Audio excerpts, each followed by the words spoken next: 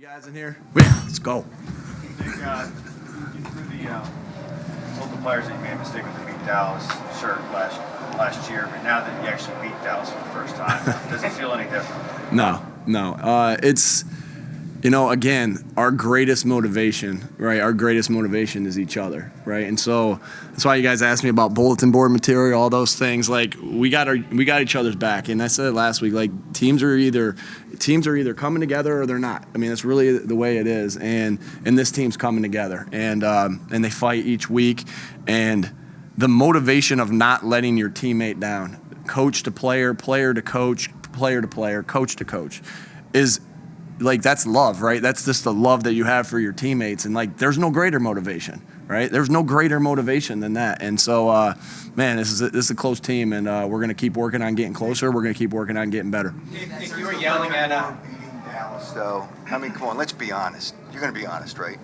Always, Howard.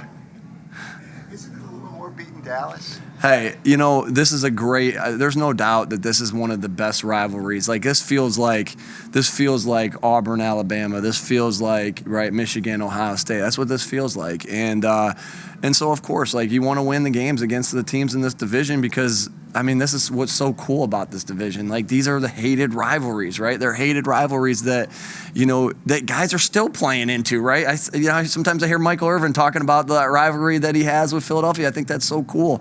And I hear Eagles players of the past talking about how important this game is, with Westbrook and McNabb and those guys, like, and Vic, like, so I think that's really cool. Like, there's no doubt that's cool.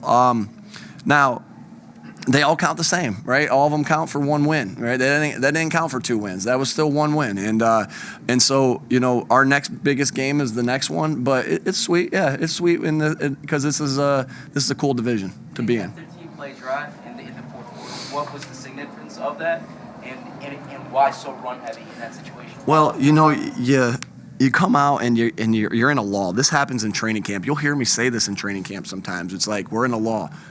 And this is going to happen in the season. All it takes is somebody to make a play to get us out of this lull.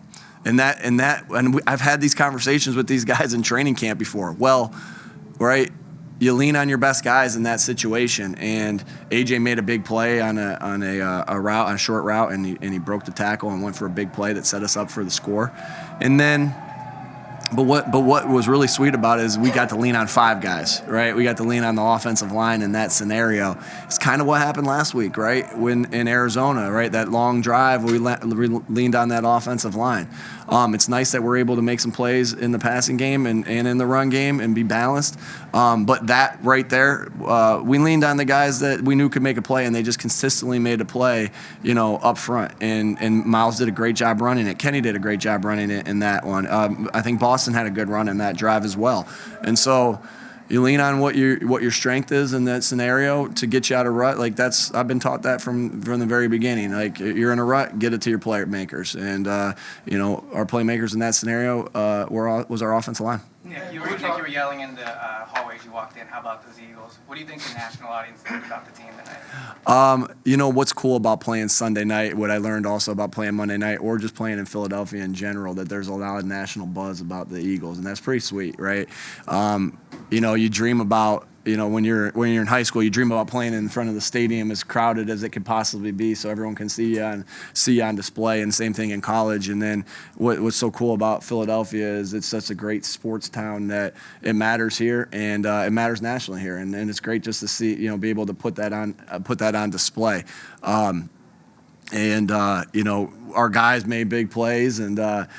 It was great to be able to play it. I know a lot of my friends in coaching watched it. A lot of my family members watched it. My brother in Jamestown, New York, is probably still up, stressed, and has to go teach 11th and 12th grade social studies on tomorrow. But he's still stressed. He's probably still watching. But it's pretty cool when you're able to play nationally in front of a national audience in Philadelphia. Great job, fans. It was rocking in there. It was rocking from play number one, and that sets the stage. It sets the tone. And so it just carried over all week from game 4. Was it game 4? From game 3, game 4 in the Philadelphia with the Phillies. The Flyers getting 2 big wins this week, and into the game. So so appreciative of our fans. You talk about those lulls, those ruts. What's it like for you on the sideline when you feel that coming? Is it something that you know you need to take it over and say? We know we got to play a complete game. And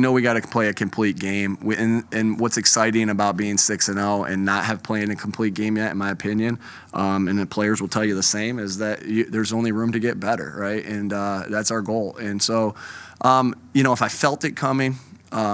I'd try to do something about it. I'm not sure. I think every time we get ready to go for a drive, I look at the offense, I look at Jalen, and I look at AJ, I look at Devontae, and I look at Dallas, and I look at that offensive line and Miles Sanders, and I'm like, we got a chance to go score right here, right? No matter what the situation. That's a heck of a defense right there. Man, that's a really good defense. Parsons, Lawrence, Diggs. Those are prime time. They're really good players. So they made it hard for us. But every time I have confidence going out there just because of who we got in that huddle. Nick, you had those option plays where you kind of got Micah Parsons in space. What did you like about that look and kind of like what worked there? Hey, sometimes it's like you can't block them, read them. I've said that before, and our guys did a good job blocking them in the run game. There's no doubt. And I didn't know how many sacks they have today. Yeah, so they did a good job in the pass pro as well. I felt like now they put some pressure on us at times, which that's what's going to happen with a good rushing team. But we're reading them at times, and we knew he had a groin that he was recovering from as well. But he makes it hard. He makes it really hard. That's a really, really outstanding player. So, yeah. Put the ball back with 25 seconds left in the first half. Had a couple times. 25 seconds left in the first half.